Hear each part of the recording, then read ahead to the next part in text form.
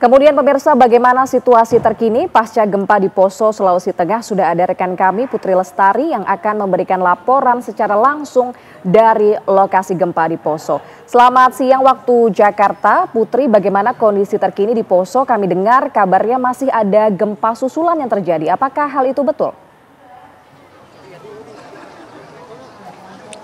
Ya baik Shena dan juga Fahada, kabar terbaru di tempat saya mengabarkan sekarang yakni di Kabupaten Poso, Sulawesi Tengah ini memang ada satu lagi korban meninggal dunia berjenis kelamin laki-laki berusia 56 tahun di Rumah Sakit Umum Daerah Poso pada hari Selasa ini pukul 00.30 waktu Indonesia Barat, di mana memang sebelumnya seperti yang sudah diketahui ada satu orang meninggal dunia di Rumah Sakit Umum Daerah Poso pada hari Minggu tanggal 17 Agustus pada pukul 23.42 waktu Indonesia Barat, dan hingga saat ini baik Shena dan juga Fahada ini total korban meninggal dunia ada 2 orang. Dan memang betul sekali kata Anda Fahada, tadi malam ini memang di tempat saya menginap, kru TV One menginap itu sempat ada goncangan gempa susulan bermagnitudo 3,6, di mana memang walaupun kecil namun cukup terasa dari lantai 5 di tempat kami menginap. Dan juga hari ini baik Shana dan juga Fahada, Kepala BNPB Letjen TNI Dr. Suharyanto ini mengunjungi beberapa tempat yang terdampak dari gempa bumi, yakni di daerah SDN 1 Tangkura, lalu juga sekolah tersebut memang terdampak cukup parah, di mana memang beberapa bangunan ini terdampak oleh gempa, dan juga anak-anak yang bersekolah di sana tersebut ini harus mengungsi ke tempat lapangan yang ada di tempat yang tidak cukup jauh untuk terus belajar. Dan saya sempat berkomunikasi dengan guru yang ada di sana, dan guru tersebut bilang bahwa walaupun kondisi sekolahan di sana terdampak gempa, namun anak-anak masih terus bersemangat untuk belajar. Belajar maksud kami. Dan juga setelah itu Kepala BNPB ini telah mengunjungi para masyarakat yang ada di Desa Poso, Kabupaten Poso maksud kami, di Sulawesi Tengah. Dan sekarang saya sudah bersama dengan Kepala BNPB Letjen TNI Dr. Suharyanto. Selamat siang Pak. Selamat siang Pak. Pak, izin boleh diberitahu bagaimana Pak kondisi lebih terupdate dari gempa? Jadi atas perintah Bapak Presiden Prabowo Subianto, meskipun masih dalam suasana peringatan Hari Kemerdekaan Indonesia ke-80, karena di Poso kemarin terkena gempa, kami langsung datang ke sini. Tim sudah masuk duluan kemarin. Hari ini saya bersama anggota DPR RI Komisi 8, Bapak Matindas Rumambi, dengan ada Ibu Bupati Poso. Ini kami baru saja tadi mengumpulkan masyarakat terdampak ya. Alhamdulillah ya, meskipun di media kemarin kelihatannya lebih parah ya, tapi ternyata setelah kita datangi memang yang terparah adalah karena ada masyarakat yang sedang beribadah di salah satu gereja itu tidak sempat menyelamatkan diri keluar sehingga ada korban.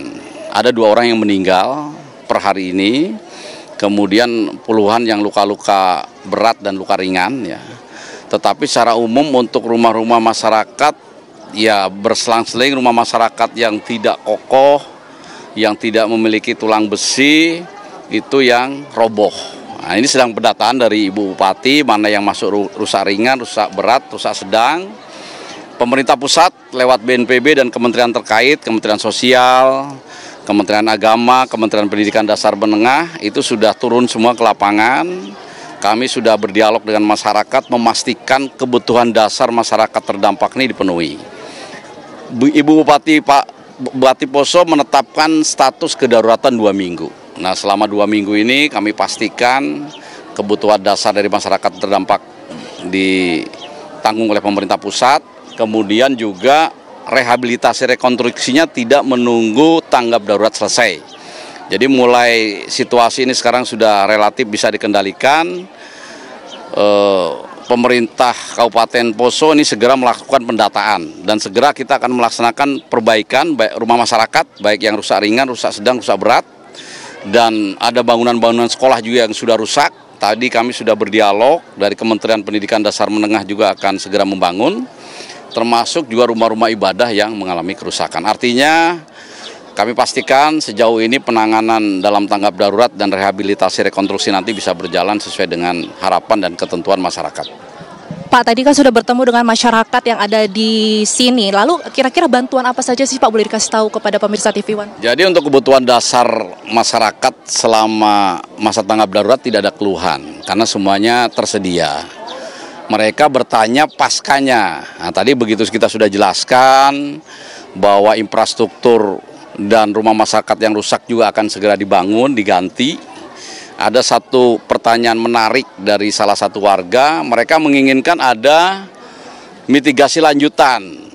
Mereka ingin ada peringatan dini. Jadi kalau ada bencana serupa di kemudian hari, itu ada sirine di kampung ini yang memberitahu masyarakat. Dan itu memang sudah menjadi program kami, BNPB dan BMKG, sehingga kami jelaskan kepada masyarakat yang bertanya bahwa itu dalam waktu segera itu akan kita bangun untuk sirine peringatan dini, sehingga seandainya nanti di kemudian hari ada gempa lagi, mereka sudah bisa lebih sedia untuk menyelamatkan diri.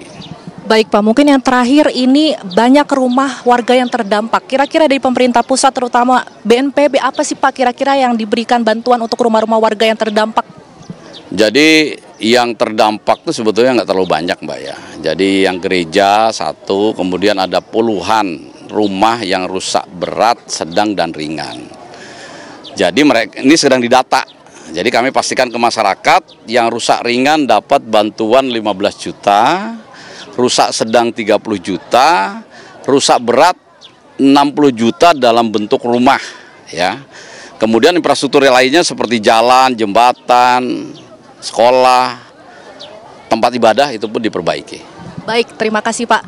Terima kasih. Terima kasih Pak. Nah itu tadi baik Shena dan juga pemirsa wawancara saya dengan Kepala BNPB Letjen TNI Dr. Suharyanto, di mana memang tadi sempat disebutkan ada banyak bantuan yang akan nanti diberikan oleh BNPB terutama kepada warga yang terdampak, dan juga tadi ditemani dengan Bupati Poso, Ibu Verna juga sudah meninjau langsung tempat terdampak baik dari SDN 1 Tangkura dan juga melihat bagaimana nanti perkembangan lebih lanjut mengenai dampak gempa dari gempa Poso di Kabupaten Poso, Sulawesi Tengah. Kembali kepada Anda, Shena dan juga Fahada. Baik, terima kasih atas informasinya. Putri Lestari mengabarkan langsung dari Poso.